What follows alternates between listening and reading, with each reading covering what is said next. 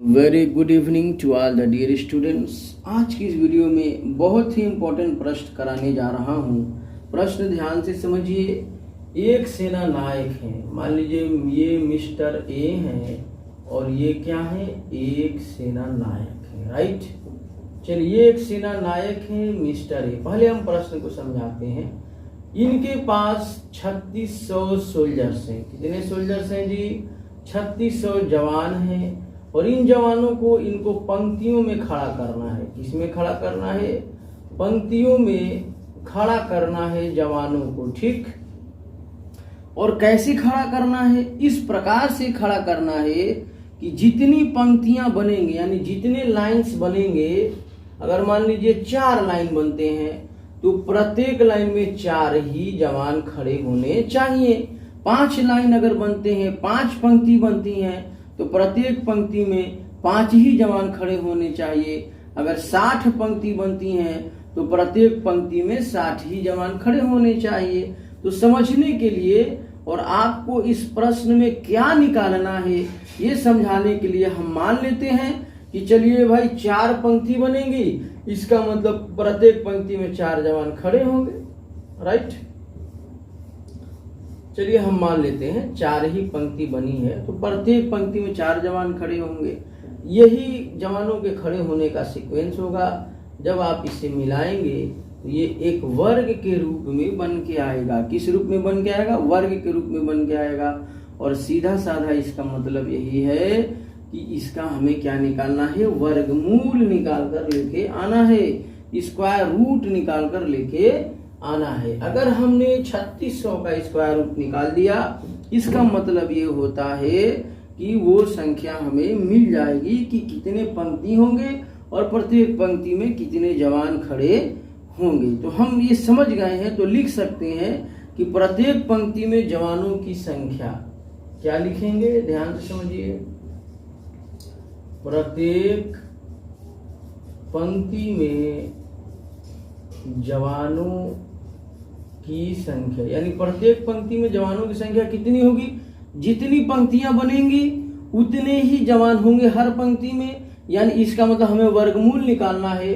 अर्थात अगर हम 3600 का वर्गमूल निकालेंगे और जो मान आएगा वही जवान उतने ही होंगे और उतनी ही पंक्तियां बन के आएंगी। 3600 का वर्गमूल निकालना है तो क्या करेंगे? 3600 का क्या निकालेंगे? बता दीजिए आप लोग।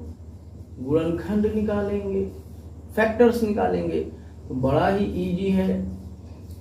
बताइए 1800, 2 नवा 18, 900, 2 चौके 8, 2 पाँचे 10, 450, 2 दूना के 4, 2 दूना के 4, 2 पाँचे 10, 225, 5 चौके 20, 2 बचा 50, 25, 5 नवा 45, 3 तिली के 9, 3 एकमा 3, राइट। तो हमारे पास इसके गुणनखंड क्या क्या आ गए आप हमें बता दें कि 3600 के गुणनखंड आ गए 2 गुणे 2 गुणे 2 गुणे 2, 4 बार 2 है, 1 2 3 4, 2 बार 5 है, 5 गुणे 5, उसके बाद 2 बार 3 है, 3 गुणे 3। और हम जानते हैं जब भी हम वर्गमूल निकालते हैं 2-2 का पेयर बनाते हैं। तो एक पेयर यहाँ बनेगा, एक जोड़ा यहाँ बनेगा, एक जोड़ा यहाँ, एक जोड़ा यहाँ। तो 2 यहाँ से निकला, 2 यहाँ से निकला, 5 यहाँ से निकल कर आएगा और 3 यहाँ से निकल कर आएगा।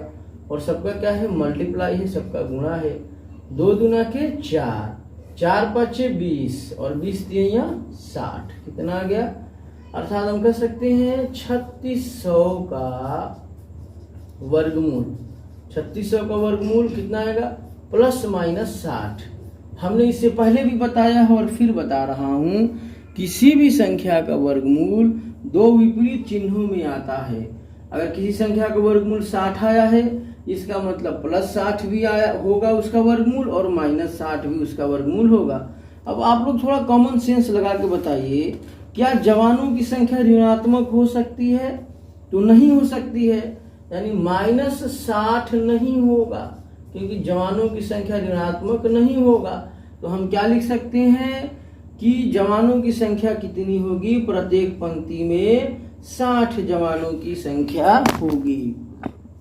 तो हम कह सकते हैं कि प्रत्येक पंक्ति में जवानों की संख्या 60 होगी। क्या लिख सकते हैं डियर स्टूडेंट्स कि प्रत्येक पंक्ति में जवानों की संख्या कितनी होगी? 60 होगी। और मुझे आप यहीं से बता दीजिए कि पंक्तियों की संख्या कितनी होगी। तो आप कहेंगे सर जितने जवान होंगे उतनी ही पंक्तियां होंगी, तो पंक्तियों की संख्या भी 60 होगी और जवानों की संख्या भी 60 होगी। आंसर चेक कर लीजिए, 60 पंक्ति है और 60 जवान है, तो 6 के 36, 36 आ गया। इसका मतलब आपका आंसर क्या है? सही है।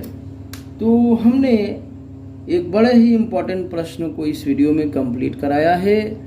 नेक्स्ट वीडियो में कुछ और प्रश्नों को देखेंगे।